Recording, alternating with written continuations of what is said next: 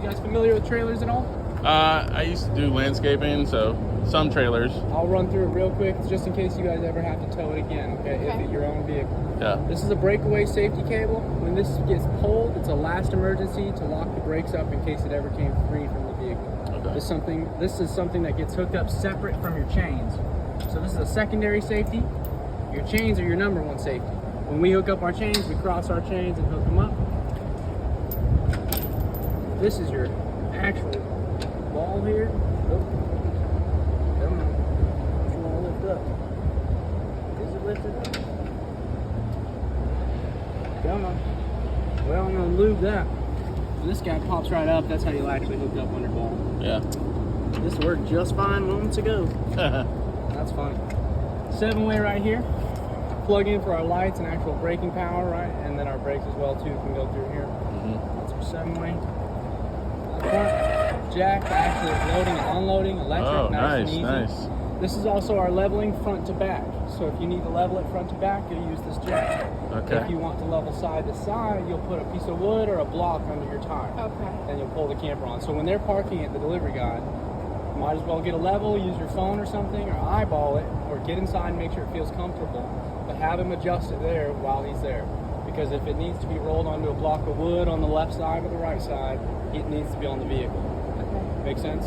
So there's no like jacks that come down?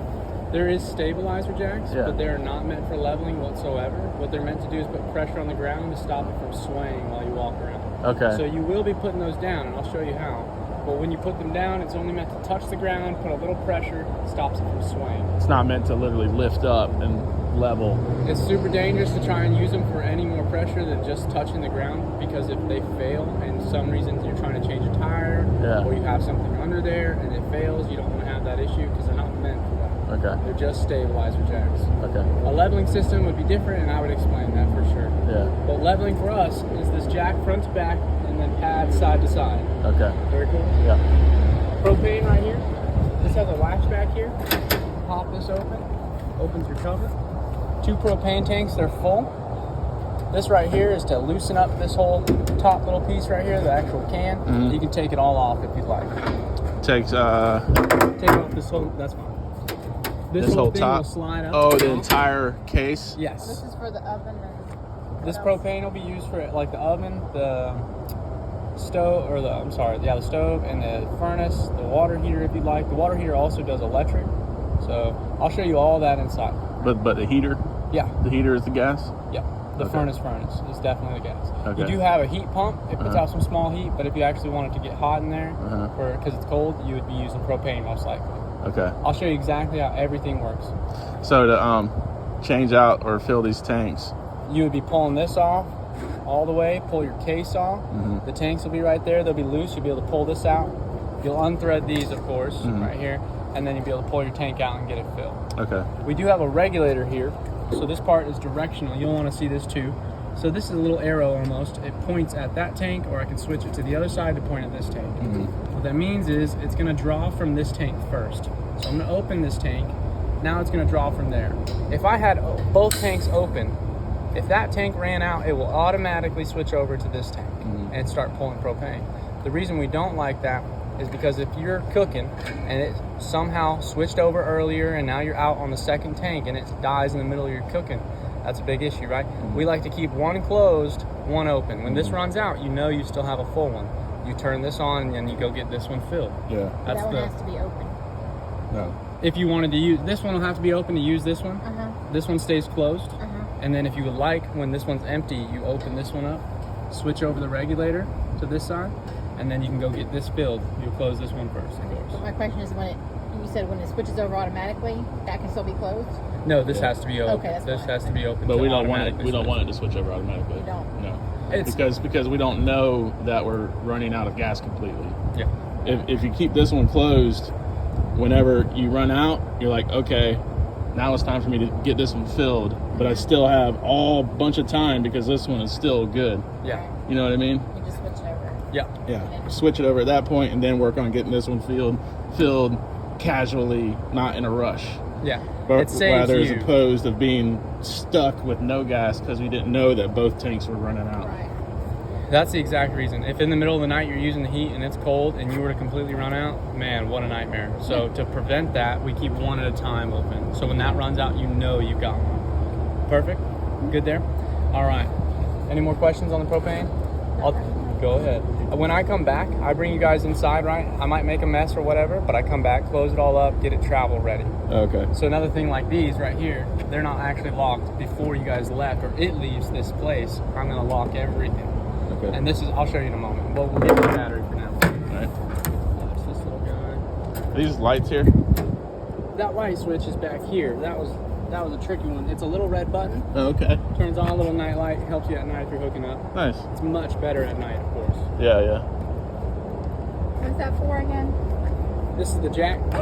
I mean, that light. The light. So if you're just hooking up and you need a little light out here, Oh, okay. you can turn it on. It's not too bright, but it's meant for giving you a little light at night. Okay. In the dead of night. Back here's our batteries. They got 2 brand new batteries in here.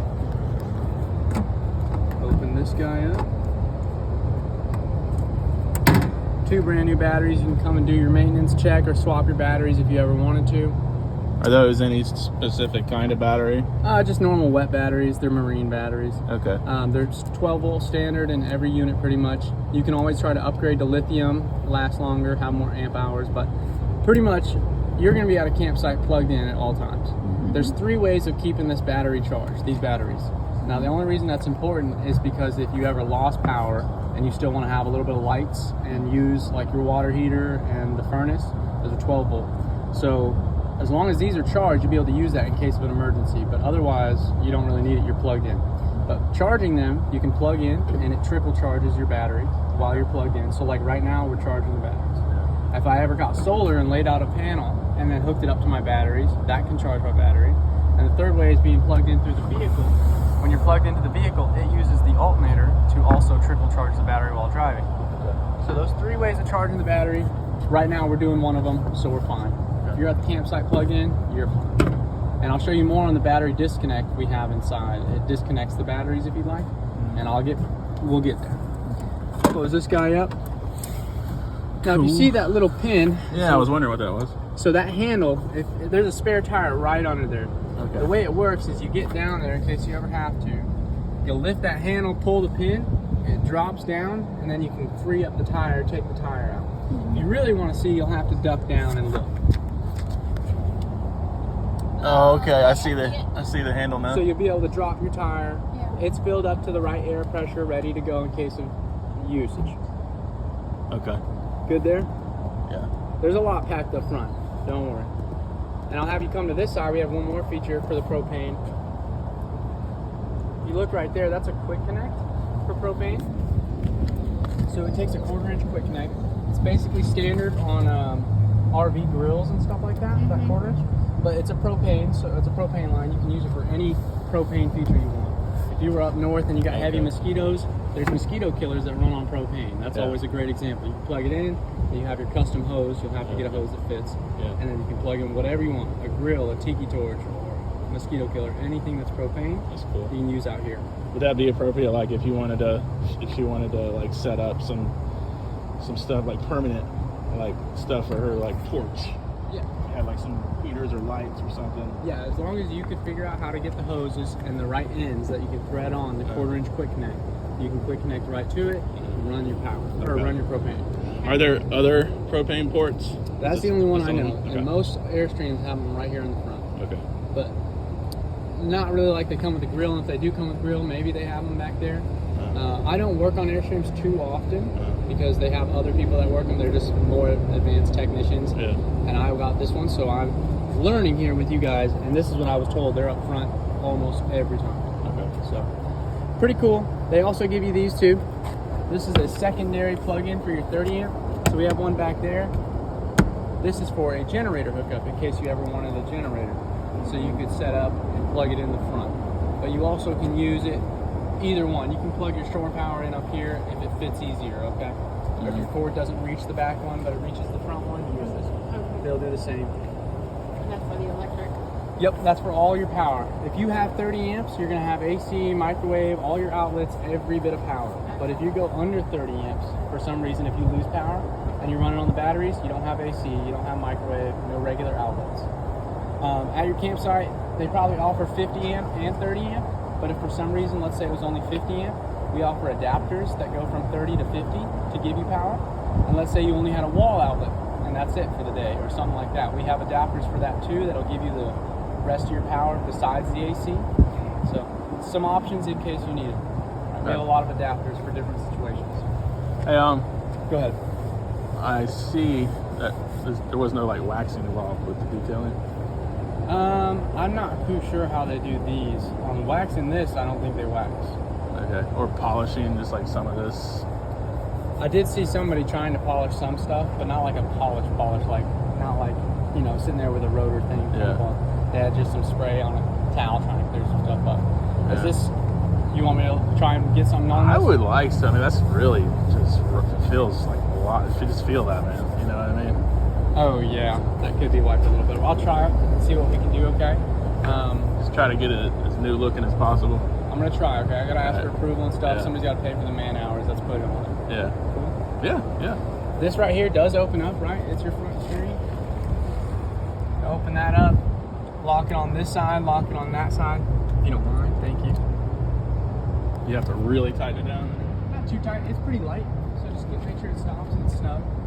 This right here also opens up from the inside. These are your latches, and I'll show you. But this guy can sit up like that.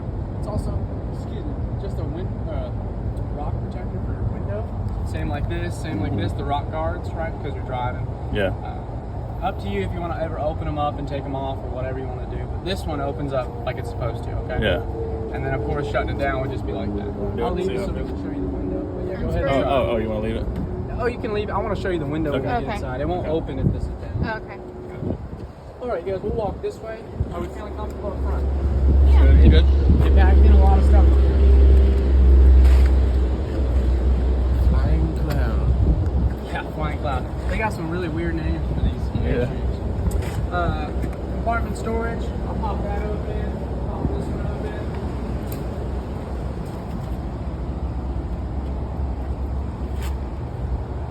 What is that up there? Let me grab that. I don't know if detail missed something. Oh no, that was just a phone steel. I got some rust converter. I'll put on that for you. Just what? Converter. Oh, to get rid of it? It'll stop it Oh, yeah. growing. These two vents, almost unnecessary to ever open unless you're doing maintenance. They're fridge vents. It's the backing to the fridge.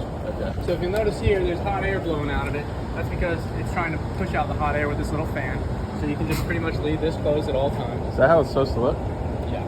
Just wires like dangling like this? The wires are hooked up just for the fan to blow out the hot air from this area. It's the Is this- only reason it's even a vent. Is this a aftermarket installation? Not that I believe. Okay.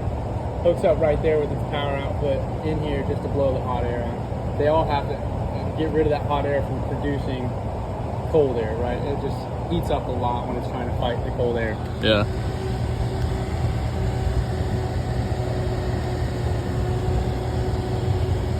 The bottom one I don't think has the fan. At some point I don't know if you know this or not, but like I see there's rust on this. Yes. Like, so in my mind, I'm thinking long term potential repairs. This in my mind looks like something that's gonna go bad. You know if that happens and how hard it is to repair that? It's most likely a new fridge, sir. But this also is not much rust to me at all. Well, if you To me. look down there, it gets heavier. Yeah, I can't make the call on that one. But I can tell you, obviously. I'm not saying like y'all need to do anything. I want to know this stuff. Long term? You know what I'm saying? Because I'm probably going to be helping any repairs. Yeah, for sure, understood. And I'm trying to think, you know, that kind of part right there, basically we ever found that was damaged, broken, cracked in half, fluid running through there, it's immediate new fridge. So it's not like something we fix on the regular, right? Yeah. We don't maintenance literally everything. If it needs a new part, we're gonna get a new part. Yeah. But if that were to be totaling the fridge, we call it total. As far as I know, this thing's been working for days. And if you'd ever like, the fridge is not hard to take out if you ever like to look at it yourself. You can try to swap out the part. Otherwise, I know the 12-volt fridges you can find not too expensive. Try to find the same size. Yeah. But as of right now, it's working. It's ice cold in there. Yeah. It's ice cold. I don't really want to put too much on that and say like too much because I don't think it's going to eat through it anytime soon. But also, I could be completely wrong. So I'm gonna ask somebody. See what I would they appreciate think. it if there's somebody who would have more knowledge on that. Yeah, that I get an opinion. I could find out. All right. And also, like, is that something that's okay for me to put like some rust converter on? You know what I mean? Yeah. I'll ask about that. You know? Down here, more maintenance area, right? Not really a storage, just getting back to the electronics, and that's pretty much it.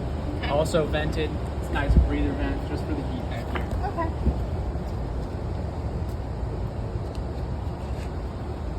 What is that cardboard box right there? Probably just a part or two extra part.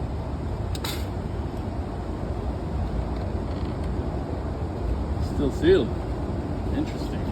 Yeah, it means you didn't need it.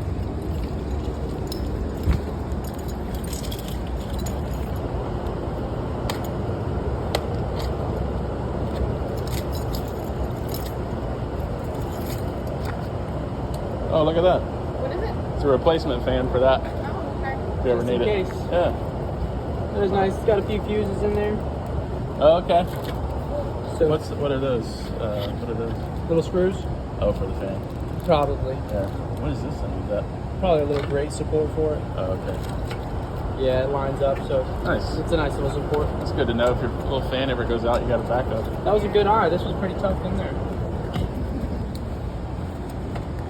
Perfect. You notice this dripping? I did. That is from our AC. Okay, I figured that was what it was. All the condensation runs down the tube. Anytime you have something here, if you set something down, just be mindful it's going to probably get soaked if you're running the AC.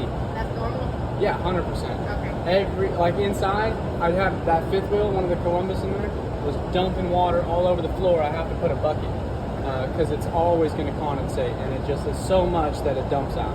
Okay. This will happen all the time, so be mindful. If you need something to run it off, you can run it off. But this is where Airstream puts the tube down. Otherwise, it would run down the side of the camper. Okay. So yeah, this is much better than running down the side of the camper. It would leave streaks and stains and all. Oh, yeah. All right, so I'm gonna close this. Okay. Now, I didn't have my drill, but if you guys have a drill, and I'll get my drill and show you the stab jacks. This is one of your stabilizers, one on each side, and then one on the back too. So they're manual? Yes. Okay. But the drill, if you have a drill with a 3/4 socket, Yeah. you can do it real quick and easy. Okay. But be mindful, you're probably only going to do it one time, right? Because it's going to be set. So once it's set, drop the stabilizers, good to go. You won't ever really have to touch them again Okay. until you move it. Okay. And yeah, I'll get my drill if you'd like, and I'll show you exactly how stiff to put them. Yeah, that'd be good. We'll get back here, and then I'll grab my drill. Okay. All right. So now, not everything's labeled except this guy. And it's not too hard to remember, but it is easy to forget. I get that. This right here is our black tank flush. Okay. You can see it says sewer flusher. Basically, this goes into our black tank and sprays some water around to help clean out the tank and rinse it down. Yeah. When you use this, you'll notice it's threaded, right? So you thread a water hose in. Not only do you want a separate water hose from your fresh water, because if there were any splashback from the Ooh. black tank, Yeah. right in your water hose. But because it's threaded on, we want to have a regulator. That spigot right there, our whole shop is regulated to about 35, 40 PSI. They sell regulators inside that I highly recommend. They drop the PSI to 45 to about 50 PSI because that's what our fittings inside can handle. The plumbing can Okay. only handle so much PSI. Okay. If you didn't have a regulator in this campsite, because they have so many spigots, probably has high pressure. If you thread it on and for some reason it's too high and blows out and floods, it's a bad day on day one. Yeah. So to prevent any flooding and any issue with regulation on the pressure, just get